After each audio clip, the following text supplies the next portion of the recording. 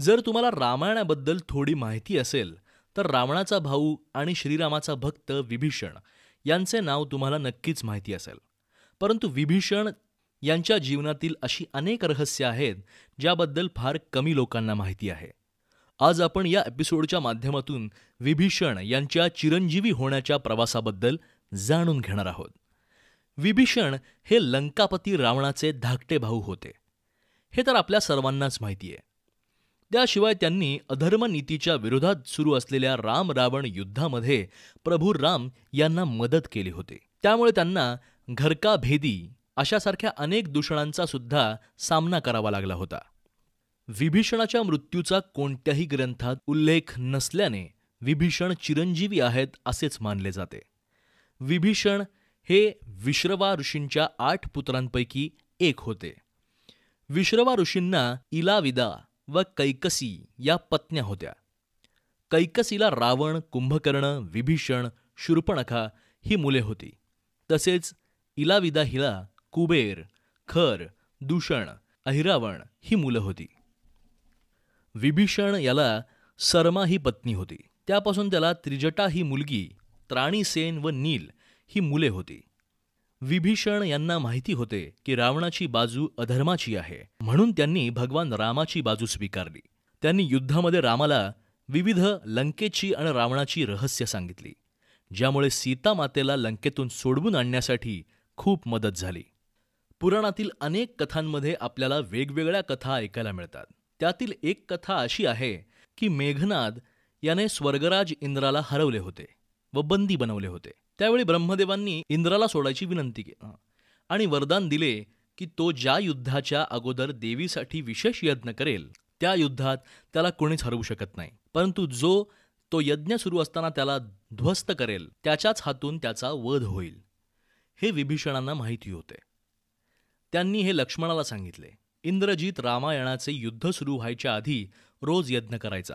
लक्ष्मणांनी हीच संधी साधली आणि त्याचा यज्ञ सुरू असताना ध्वस्त केला. अखेर लक्ष्मणाच्याच हातून त्याचा मृत्यू झाला. इतकेच नव्हे तर विभीषण यांनी रावणाच्या वधात सुद्धा भगवान राम यांना सहाय्य केले होते. राम रावणाशी लढत असताना रामाचे बाण निष्फळ होत होते. तेव्हा रावणाचे एक रहस्य विभीषणाने रामाला सांगितले की ब्रह्माने रावणाला अमृत दिले आहे, ते त्याच्या नाभीमध्ये आहे. तेव्हा रामाने रावणाच्या नाभीमध्ये वार केला आणि रावणाचा मृत्यू झाला. विभीषणांशिवाय प्रभू रामाचा विजय शक्य नव्हता असेच मानले जाते.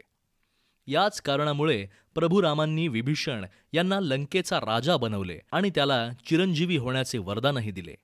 विभीषण हे 7 चिरंजीवांपैकी एक मानले जातात. विभीषण यांनाही हनुमानजींसारखे चिरंजीवी होण्याचे वरदान मिळाले.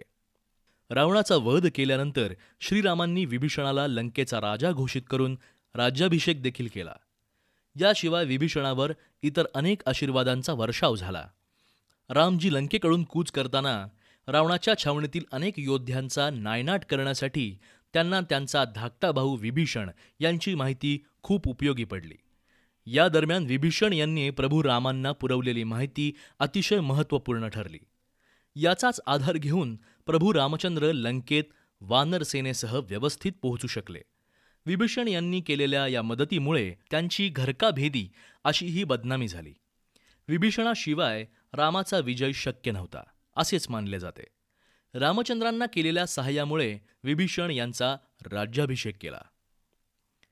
विभीषण हे 7 चिरंजीवांपैकी एक मानले जातात. विभीषण यांनाही हनुमानजींसारखे चिरंजीवी होण्याचे वरदान मिळाले आहे.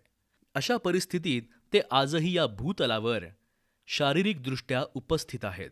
देवतांच्या नंतर विभीषण हे पृथ्वीवरील पहिले होते ज्यांनी हनुमानजींचा आश्रय घेतला आणि त्यांची स्तुती केली. विभीषणाने हनुमानाच्या स्तुतीसाठी एक अप्रतिम आणि अतुलनीय स्तोत्रही रचले. विभीषण यांनी रचलेला हे स्तोत्र हनुमान वडवानल स्तोत्र म्हणून ओळखले जाते. रावणाने सीतेचे अपहरण केल्यानंतर तिला अशोक वाटिकेत ठेवले होते. तिथली मुख्य रक्षका त्रिजटा होती. त्रिजटा ही विभीषण आणि सरमा यांची कन्या आणि रावणाची भाची होती. ती लंकेतील सीता मातेची एकमेव मैत्रीण झाली. त्रिजटाने राम रावण युद्धातील संपूर्ण परिस्थिती कथन केली. अशोक वाटिकेत ती वेळोवेळी सीतेचे मनोबल वाढवत असे असे म्हणतात की मंदोदरीने सीतेच्या रक्षणासाठी त्रिजटाची खास नियुक्ती केली होती. वडिलांप्रमाणेच त्रिजटा ही भक्ती पक्षाची राक्षसी होती. रावणाने सीतेला पुष्पक विमानाने जबरदस्तीने लंकेत नेले होते. राम आणि लक्ष्मण तिला शोधायला गेले.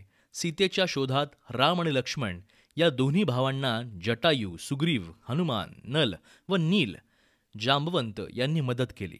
पण या व्यक्तींव्यतिरिक्त कोण आहे ज्याने रावणावर रामाच्या विजयात महत्त्वाचे शस्त्र म्हणून काम केले, तर तो रावणाचा भाऊ विभीषण होय. दानव कुटुंबातील असूनही विभीषणाचा कल भगवान रामांकडे होता. त्याने आपल्या भावाला त्याच्या दृष्टकृत्याबद्दल इशारा दिला होता. भावाने दुसऱ्याच्या पत्नीचे अपहरण केल्याच्या कृत्याला दाद दिली नाही, परंतु त्यांनी वारंवार विनंती करूनही रावणाने सीतेला बंदिवासात ठेवले आणि प्रभू रामाशी युद्ध करण्याचा निर्णय घेतला. सत्य आणि धर्माच्या मार्गावर चालण्यासाठी विभीषण आपला खरा भाऊ रावणाच्या विरोधात भगवान रामाच्या सैन्यात सामील झाला होता. रावणाच्या मृत्यूचे रहस्य त्याला माहीत होते. या रहस्याची माहिती त्याने रामाला दिली. त्यानंतर रामाने रावणाचा पराभव करून सीतामातेला परत आणले. या महान कार्यासाठी विभीषणाला अमरत्वाचे वरदान मिळाले. तो 8 चिरंजीवांपैकी एक आहे. रामायण हे जीवनाला एक नवा आयाम देण्यासाठी ओळखले जाते. कितीही लोक तुमच्या विरोधात असले तरी सत्य आणि धर्माच्या मार्गाचे अनुसरण करा, जसे विभीषण यांनी केले, कारण सत्याचाच शेवटी विजय होत असतो. रामायण म्हणजे धर्माचा अधर्मावर झालेला विजय आहे. या विजयात विभीषणाचा सिंहाचा वाटा होता असेच म्हणावे लागेल. काही पौराणिक कथांनुसार विभीषण केवळ दिव्य डोळ्यांनीच दिसत असून आजही लंकेत आहेत. असे असले तरी आजही ते दररोज पुरी, ओडिशा येथील भगवान जगन्नाथ मंदिराला भेट देतात. भगवान श्रीरामाने त्यांना सांगितले होते की ते श्रीराम अजूनही जगन्नाथ मंदिर आणि पुरी, ओडिशा येथे उपस्थित असतील.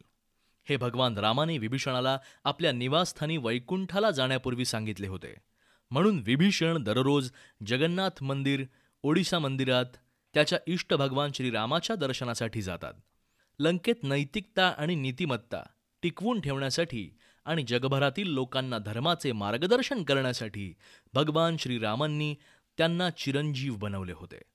रामायणाचा विचार करताना जेवढ्या वेळेस आपण हनुमान, वानरसेना यांचा उल्लेख करतो, तितकाच उल्लेख आपण विभीषण यांचाही करणं आवश्यक आहे.